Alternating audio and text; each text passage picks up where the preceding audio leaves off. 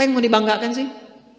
Dan yang paling menarik tuh begini, ketika meninggal gelarnya pengen sama dengan yang dianggap ringan atau rendah status sosialnya itu. Ini Abba sesibuk-sibuknya itu masih berpikir investasi. Saya boleh sibuk nggak dapat semua hadis Nabi, tapi anak saya mesti mendapatkan yang luput dari saya. Saya boleh nggak mendapatkan semua Quran, tapi anak saya mesti ada yang jadi ahli Quran. Cara berpikirnya siapa yang akan menjadi kebanggaan di akhirat nanti? Di dunia itu semu dunia itu. Jadi sementara aja, nggak pasti sifatnya.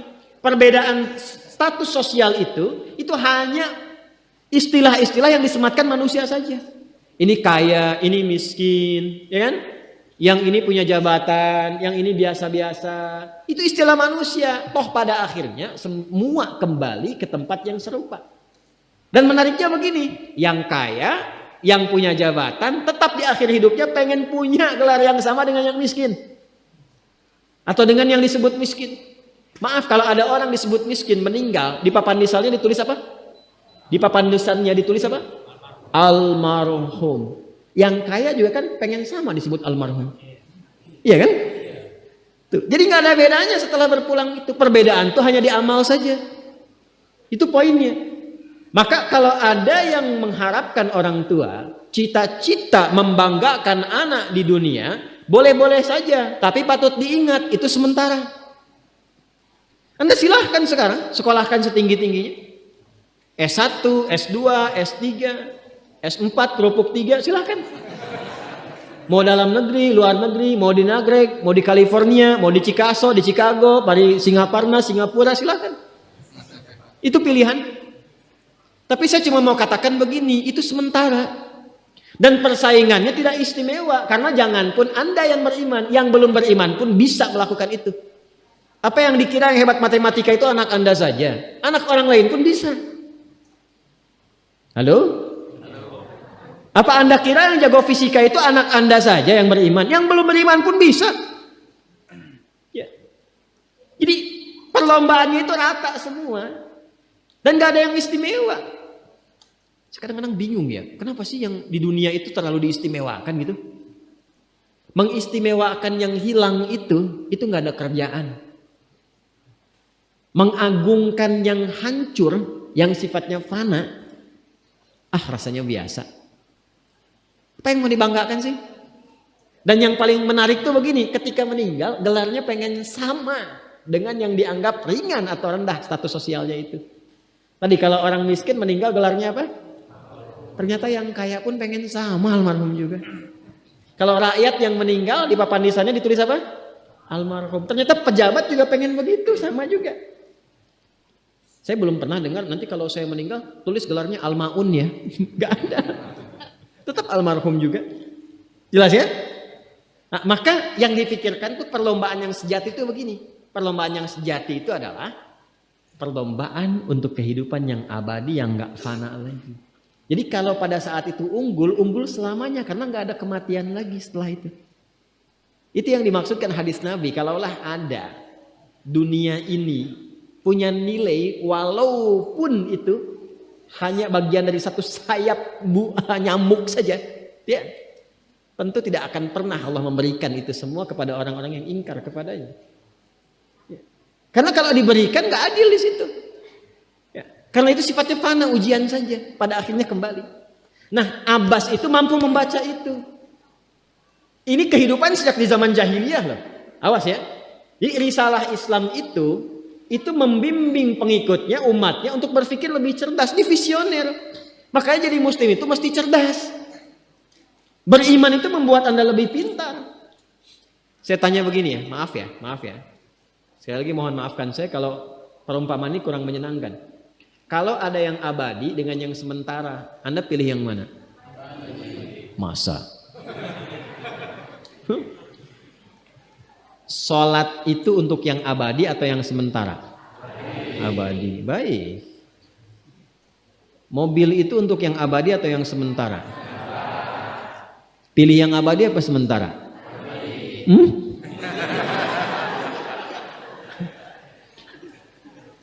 Di Kiai itu ada mobil Innova tuh. Siapa yang besok memilih tidak sholat subuh, pilihannya pilih Innova atau pilih sholat subuh?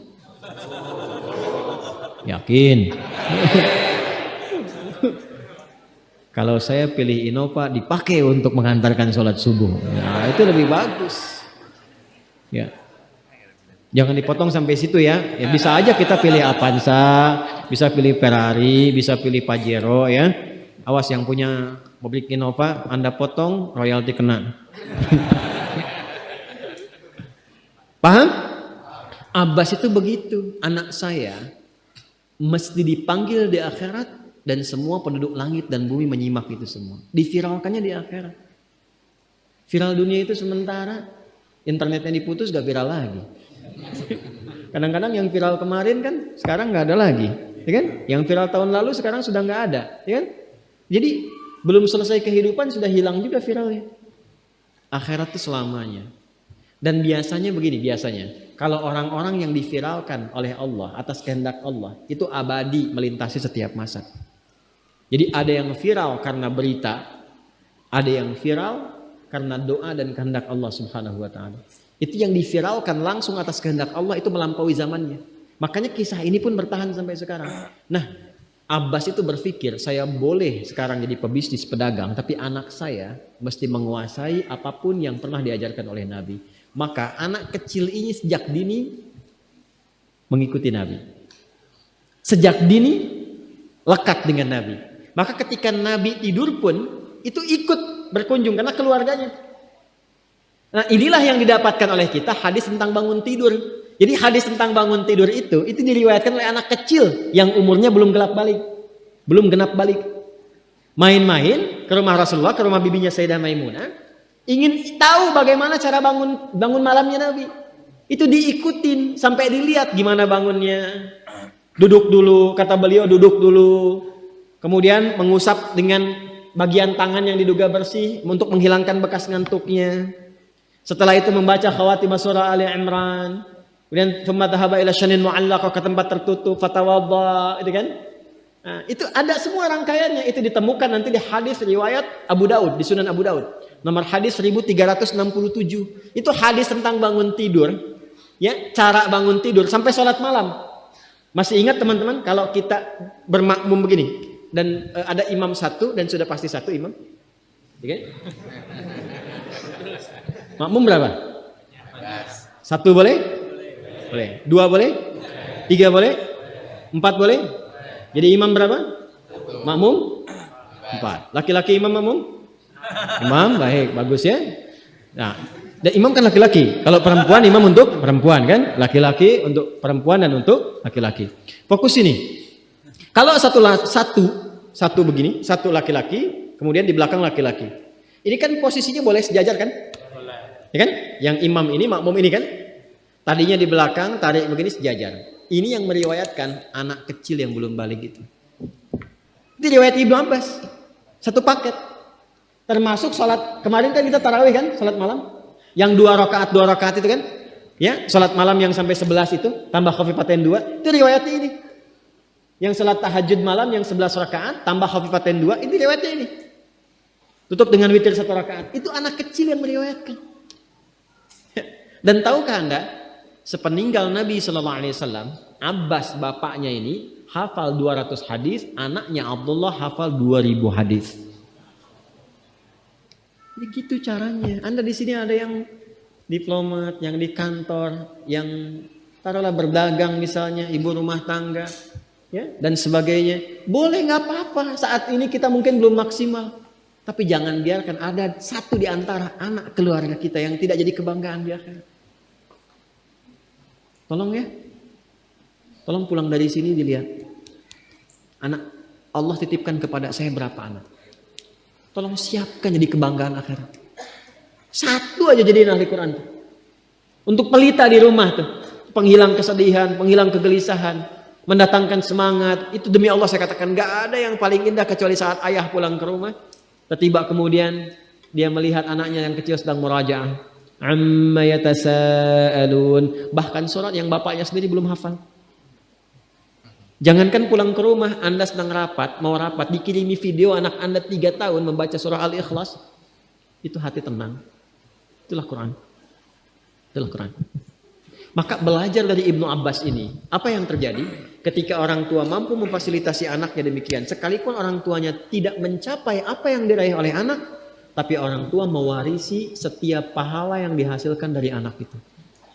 Karena itulah setiap hadis yang diriwayatkan oleh Abdullah kecil ini, Ibnu Abbas, maka semua doa tersambung bukan hanya untuk beliau tapi juga untuk keluarganya, untuk orang tuanya. Karena itu kalimatnya bukan radhiyallahu taala anhu tapi anhuma, untuk Abdullah dan bapaknya.